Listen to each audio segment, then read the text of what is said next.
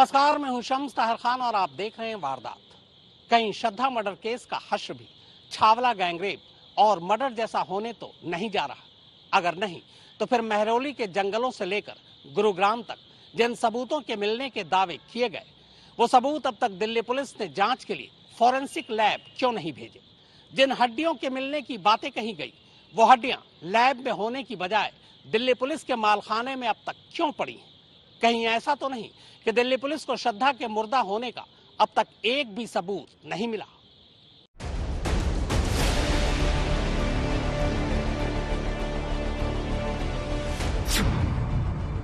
Delhi police को अब तक श्रद्धा के कत्ल का एक भी सबूत नहीं मिला।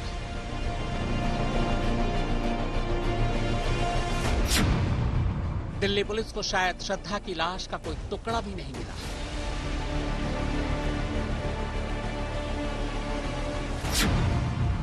दिल्ली पुलिस के हाथ शायद कोई इंसानी हड्डियां भी नहीं लगी।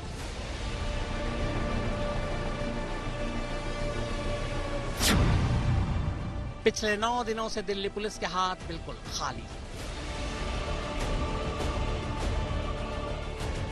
अब आप कहेंगे कि अब तक तो यही सुना था कि दिल्ली पुलिस ने महरौली के जंगलों से करीब 13 हड्डियां बरामद कर ली। शक यही था कि हड्डियां इंसानी हैं और बहुत मुमकिन है कि श्रद्धा की लाश से जुड़ी ये हड्डियां। लोग तो अब ये सवाल करने लगे थे कि इन हड्डियों की फॉरेंसिक रिपोर्ट कब तक आ जाएगी, कितने दिनों में आएगी। पर आप शायद यकीन करें या ना करें, अब जो हम खुलासा करने जा रहे हैं वो आपको चौंका देगा। जी हाँ, दिल्ली पुलिस ने आज की तारीख तक यानी 21 नवंबर तक रोहिणी फॉरेंसिक लैब में श्रद्धा मर्डर केस से जुड़ा एक भी सबूत फॉरेंसिक जांच के लिए नहीं भेजा। यानी जिन 13 या 17 हड्डियों की बरामदगी की बात कही जा रही है, उनमें से एक भी हड्डी अब तक फॉरेंसिक लैब में नहीं पहुंची। यकीन न हो तो रोहिणी फॉरेंसिक लैब के डिप्टी डायरेक्टर से खुद सुन लीजिए। अभी तक जो कुछ सीज हुआ है या कोई एविडेंस कलेक्ट हुए हैं, क्या वो दिल्ली पुलिस ने सौंपे हैं आप लोगों को? अभी तक नहीं आए हैं। अभी तक नहीं आए। श्रद्धा मर्डर केस की जांच के बाद दिल्ली पुलिस की टीम पहली बार आफताब की निशानदेही पर महरौली के इस जंगल में पहुंची थी। तब यहां से उसने चंद हड्डियां बरामद की थी। इसके बाद वो 2 बार आफताब को लेकर और 3 बार बिना आफताब के इस जंगल में पहुंची। करीब 20 घंटे तक जंगल की तलाशी ली, 13 हड्डियां बरामद करने का दावा किया। लेकिन इसके बावजूद श्रद्धा मर्डर केस से जुड़े इस सबसे अहम सबूत को पिछले 6 दिनों से फॉरेंसिक जांच के लिए नहीं भेजा गया। यह हड्डियां अब भी शायद महरौली पुलिस थाने के मालखाने में ही। आपको याद दिला दूं कि इसी महीने सुप्रीम कोर्ट ने छावला गैंगरेप और मर्डर केस में 2 अदालतों से फांसी की सजा पाने वाले 3 लड़कों को बरी कर दिया था। वजह यह थी कि जिन फॉरेंसिक के डीएनए सैंपल के आधार पर निचली अदालत और हाई कोर्ट ने तीनों को मौत की सजा दी थी, उन्हीं सबूतों को सुप्रीम कोर्ट ने मानने से इनकार कर दिया, ये कहकर कि ये फॉरेंसिक नमूने करीब 11 दिनों तक थाने में खुले पड़े थे, इसीलिए इसकी विश्वसनीयता पर भरोसा नहीं किया जा सकता। तो सवाल यह है कि श्रद्धा मामले में भी दिल्ली पुलिस वही गलती करने जा रही है? अगर नहीं तो फिर क्या वजह है कि पिछले 6 दिनों से बरामद हड्डियों को जांच के लिए फॉरेंसिक लैब नहीं भेजा गया? आखिर पुलिस किस चीज का इंतजार कर रही है? सवाल यह भी उठता है कि कहीं इन हड्डियों को लैब न भेजने के पीछे वजह यह तो नहीं कि यह हड्डियां इंसान की है ही नहीं, या फिर पुलिस ने अब तक ऐसा कोई सबूत बरामद ही नहीं किया? जाहिर है इन सवालों के जवाब दिल्ली पुलिस ही दे सकती है। हालांकि इस सवाल पर रिकॉर्ड पर तो नहीं, लेकिन दिल्ली पुलिस के एक अफसर ने कहा कि उन्होंने नमूने एफएसएल रोहिणी को नहीं बल्कि केंद्र सरकार के अधीन आने वाले सीएफएसएल को भेजे। पर उन्होंने ऐसा क्यों किया, इसका जवाब उन्होंने नहीं दिया। वैसे अब अचानक कोई चमत्कार हो जाए तो यह अलग बात है, वरना मान कर चलिए कि इस पूरे हफ्ते भी श्रद्धा मामले में कोई खुलासा नहीं होने जा रहा। वजह ये कि अदालत से इजाजत मिलने के बावजूद आफताब का नार्को टेस्ट इस हफ्ते के आखिर से पहले हो ही नहीं सकता। दरअसल नार्को से पहले कई मेडिकल एग्जामिनेशन से गुजरने के बाद पॉलीग्राफ टेस्ट होता है। पॉलीग्राफ टेस्ट के बाद कुछ दिन इंतजार करना पड़ता है, तब कहीं जाकर नार्को टेस्ट होता है। नार्को टेस्ट का तो कंसेंट ले लिया था। नार्को टेस्ट का तो कंसेंट ले लिया था, क्योंकि नार्को टेस्ट एक इन्वेजिव टेक्निक है जिसके अंदर मेडिसिन इंड्यूस की जाती है, तो उससे पहले हमें पॉलीग्राफ टेस्ट करना होता है, जो कि एक नॉन इन्वेजिव टेक्निक है, जिसके लिए भी कोर्ट कंसेंट की जरूरत है। तो यानी पहले पॉलीग्राफी टेस्ट होगा, उसके बाद फिर उसके बाद नार्को टेस्ट। अब सवाल यह है कि महरौली के जंगलों से लेकर गुरुग्राम, ऋषिकेश, हिमाचल और महाराष्ट्र के वसई तक में भटक रही दिल्ली पुलिस जब अब तक श्रद्धा केस में कोई सबूत ही नहीं जुटा पाई, तो फिर फॉरेंसिक लैब कैसे सबूत जुटा लेगी? तो आइए आज इसे भी तफसील से समझिए। यकीनन फॉरेंसिक जांच से श्रद्धा का केस सुलझ सकता है। कैसे? तो चलिए बताता हूं। दरअसल हर मुजरिम क्राइम सीन पर या फिर मौका वारदात से हमेशा कुछ लेकर जाता है या फिर कुछ देकर। मसलन आफ्ताब और श्रद्धा केस को ही ले लेते हैं। बकौल आफ्ताब, उसने श्रद्धा का कत्ल छतरपुर पहाड़ी के इसी घर में किया था। यानी आफ्ताब इस घर से बेशक श्रद्धा की लाश और उसके टुकड़े, उसके कपड़े, मोबाइल सब बाहर ले गया। बाहर ले जाकर उसने उन सभी चीजों को या तो ठिकाने लगा दिया या छुपा दिया। अब आफ्ताब जो कुछ भी बाहर ले गया, उसे ढूंढने और तलाशने का काम दिल्ली पुलिस का है, जो पुलिस पिछले 9 दिनों से कर रही है। लेकिन इस दौरान जो कुछ आफ्ताब देकर गया वो इसी घर में है। बस फर्क इतना है कि वो जो कुछ लेकर बाहर गया वो दिखाई देता था, जो घर में छोड़ गया वो नंगी आंखों से देखना मुश्किल है। इसे बस फॉरेंसिक एक्सपर्ट्स ही अपनी कलाकारी से देख पाते हैं। जैसे घर में खून का कोई निशान, लाश के महीन से महीन टुकड़े, बाल, नाखून, कपड़े, चादर, बर्तन, फर्श, छत, दीवार, जूते, चप्पल, इन सभी में कोई ना कोई सबूत छुपा होता है, जिसे फॉरेंसिक एक्सपर्ट जांच के बाद सामने ले आते हैं। हमारी जो सारी फॉरेंसिक साइंस है, एक हमारा लॉकहार्ट प्रिंसिपल है, इस पे डिपेंड करती है। ये लॉकहार्ट प्रिंसिपल कैसे? लॉकहार्ट प्रिंसिपल, दिखाइए जरा सा। कोई भी क्रिमिनल कहीं भी क्राइम करता है तो वहां से कुछ चीजें लेके जाता है और कुछ चीजें वहां पे छोड़ के जाता है। तो जो लेके जाता है उसको तो बाद में इन्वेस्टिगेटिंग ऑफिसर रिकवर करते हैं, और जो वहां छोड़ के जाता है उनको फॉरेंसिक टीम हमारी सर्चिंग करती है उन चीजों को। इसी प्रकार क्रिमिनल के माइंड में भी कुछ सच्चाई जो वो करता है वो छिपी रह जाती है, माइंड में भी रहती है। उसको उगलवाने का एक तरीका नार्को टेस्ट है कि क्रिमिनल के माइंड में क्या क्या सच्चाई क्राइम किया था उस वक्त की छिपी हुई है।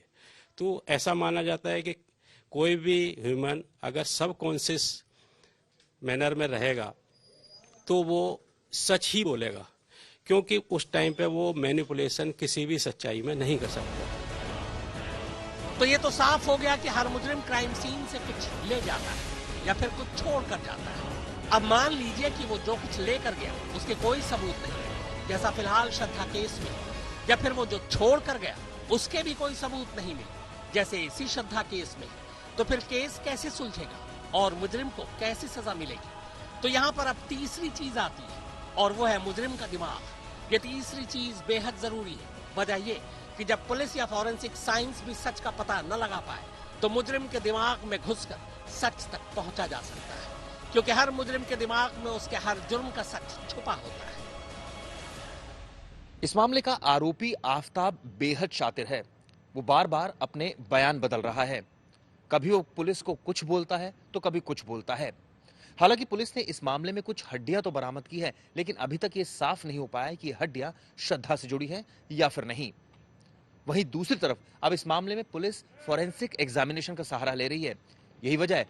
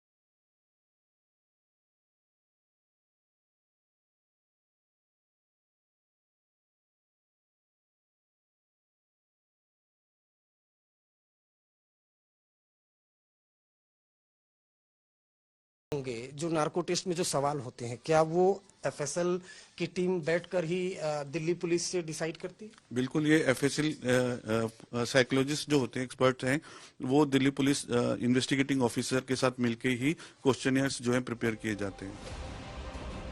यहाँ ये भी जान लीजिए कि नार्को टेस्ट की रिपोर्ट अदालत में कतई मान्य नहीं है। पुलिस भी ये बात अच्छी तरह जानती है। इसके बावजूद आरोपियों का नार्को टेस्ट इसलिए कराया जाता है ताकि उसके दिमाग से उकले राज के जरिए केस से जुड़े सबूतों तक पहुंचा जा सके। मसलन आफ्ताब और श्रद्धा केस में पुलिस को इस वक्त जो सबसे जरूरी सुराग और सबूत चाहिए वो श्रद्धा की लाश के टुकड़े या फिर वो आरी है जिससे लाश के टुकड़े किए गए। अगर नार्को टेस्ट के दौरान आफ्ताब उन जगहों के बारे में सच बोल गया जहां जहां उसने इन सबूतों को ठिकाने लगाया तो समझ लीजिए नार्को टेस्ट कामयाब। पर अगर वो नार्को टेस्ट में भी पुलिस को उलझा गया तो फिर केस वहीं खड़ा नजर आएगा जहां पिछले 9 दिनों से। आपकी जानकारी के लिए ये बता दूं कि जरूरी नहीं है कि नार्को टेस्ट के दौरान आरोपी या उसके दिमाग ने हमेशा सच ही बोला। तेलगी केस से लेकर अबू सालेम और यहाँ तक कि आरुषि केस में भी नार्को टेस्ट नाकाम ही साबित रहा था। क्या नार्को टेस्ट की अहमियत है अदालत में? नार्को टेस्ट से पुलिस को हेल्प मिलेगी, जी, इन्वेस्टिगेटिंग ऑफिसर को इससे हेल्प मिलती है। लेकिन क्या अदालत में उसकी अहमियत? इसकी हेल्प इन्वेस्टिगेटिंग ऑफिसर को मिलेगी। अमरदीप और हिमांशु मिश्रा के साथ अरविंद ओझा, दिल्ली आज तक। पिछले 9 दिनों से दिल्ली पुलिस की अपनी हिरासत में होने के बावजूद पुलिस आफ्ताब का मुंह नहीं खुलवा पा रही। आफ्ताब अब तक सच नहीं बोल रहा है। अब आफ्ताब से सच उगलवाने का एक ही रास्ता बचा है, मगर ये रास्ता थोड़ा मुश्किल है। इस रास्ते के तहत पहले आफ्ताब के दिमाग में झांकना होगा, लेकिन उससे पहले उसकी धड़कनों को पढ़ना भी जरूरी है। वैसे कभी भी किसी आरोपी का सीधे नार्को टेस्ट नहीं किया जाता, उससे पहले पॉलीग्राफ टेस्ट जरूरी है। पॉलीग्राफ टेस्ट के जरिए यह पता लगाया जाता है कि आरोपी कितना सच और कितना झूठ बोल रहा है। उसके सामने वही सारे सवाल रखे जाते हैं जो नार्को टेस्ट के दौरान रखे जा रहे हैं। इस टेस्ट से यह अंदाजा लगाया जाता है कि किस सवाल पर आरोपी सच बोल रहा है और किस पर झूठ। इससे नार्को की एक बुनियाद रखी जाती है। इसके बाद जब नार्को टेस्ट होता है तब तक यह अंदाजा लग चुका होता है कि किन किन सवालों पर आरोपी सच बोल रहा है और किन किन सवालों पर वो लड़खड़ा रहा है या फिर गुमराह कर रहा है। फिर वही सवाल नींद बेहोशी की हालत में नार्को टेस्ट के दौरान उससे दोहराए जाते हैं। जवाब अलग हुआ तो समझिए काम बन गया। पॉलीग्राफी टेस्ट जो होता है एक नॉन इन्वेजिव टेक्निक है जिससे हम देखते हैं कि सब्जेक्ट जो है ट्रुथ बोल रहा है या डिसेप्टिव है, कि इंफॉर्मेशन दे रहा है या गलत इंफॉर्मेशन दे रहा है। तो ये नॉन इन्वेजिव टेक्निक है जिससे इसके बॉडी के सारे पैरामीटर्स देखे जाते हैं उस टाइम पे, और जहां वो इंफॉर्मेशन कन्फाइंड कर रहा होता है तो उससे वो नार्को में टेस्ट में हेल्प मिलती है उसको रिवील करने में।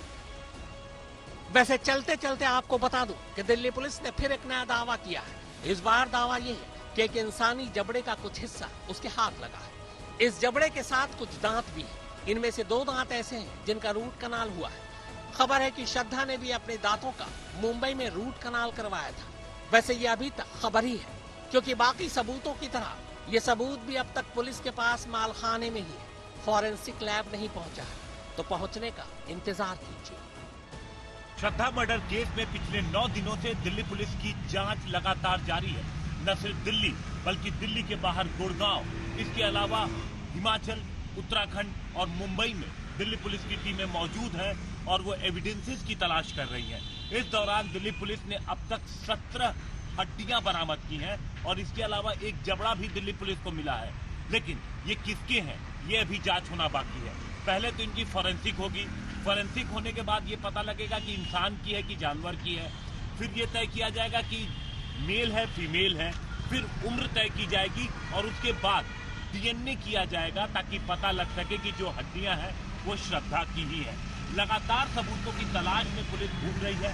कई सर्कमस्टेंशियल एविडेंसेस तो दिल्ली पुलिस को मिले हैं, लेकिन अभी तक दिल्ली पुलिस को कोई पुख्ता सबूत नहीं मिला है और यही वजह है कि दिल्ली पुलिस अब नार्को टेस्ट के लिए जा रही है। नार्को टेस्ट से पुलिस ये चाहेगी कि जो कड़ियां इन्वेस्टिगेशन में अब तक बिखरी हुई हैं उनको जोड़ा जा सके और साथ ही साथ आफ्ताब ने उनको कब कहां कितना गुमराह किया ये साफ साफ पुलिस को पता लग सके। अमरदीप और हिमांशु मिश्रा के साथ अरविंद ओझा, दिल्ली आज तक। तो वारदात में फिलहाल इतना ही, मगर देश और दुनिया की बाकी क्राइम की खबरें अब सिर्फ देखें ही नहीं बल्कि पढ़ें भी www.crimetak.in पर।